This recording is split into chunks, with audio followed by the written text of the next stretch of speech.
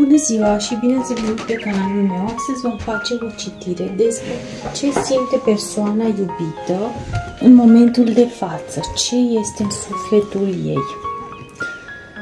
Avem 3 de monezi întors, temperanța întoarsă, 3 de cupe întors, 5 de bâte, 7 de cupe întors și spânzuratul întors. Deci această persoană nu are încă o nouă perspectivă asupra situației. Este o situație destul de gravă, conflictuală, fără nicio bucurie și celebrare. Este o situație în care nu prea e teamwork, nu prea e colaborare, nu prea e efort, nu prea ținte finale, scopuri împreună.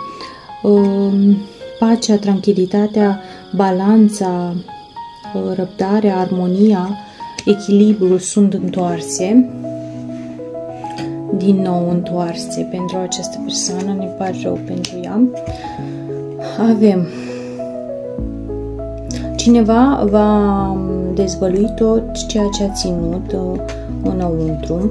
Avem push and pull, adică împinge și atrage în relație, cauzează instabilitate emoțională. Dacă cartea este întoarsă, deci se va termina acest push and pull, hot and cold, cald, rece, e bine că se termină lucrul ăsta, confuzia asta. Și avem întors. Prietenia voastră este testată pentru loialitate, întors. Deci ori s-a revelat că loialitatea lipsește, nu este nicio loialitate aici, ori ați trecut cu bine testul și aici a fost, nu se mai testează loialitatea pentru că este deja obținută. Avem aventura întoarsă, deci ceva e stagnant, ceva lipsă de aventură. Da. Trebuie să faceți câțiva pași pentru această aventură împreună, dacă vreți. Cineva este un chaser, cel care caută mai mult pe celălalt, cel care nu fuge. Și avem inelul de căsătorie, deci un parteneriat, o căsătorie până în eternitate, o uniune cu cineva, felicitări. Dacă e să se întâmple așa, persoana aceasta rănită, probabil după ce se va repara puțin, se va reechilibra puțin.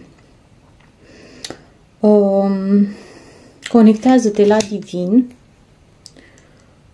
și țineți inima deschisă. Avem aici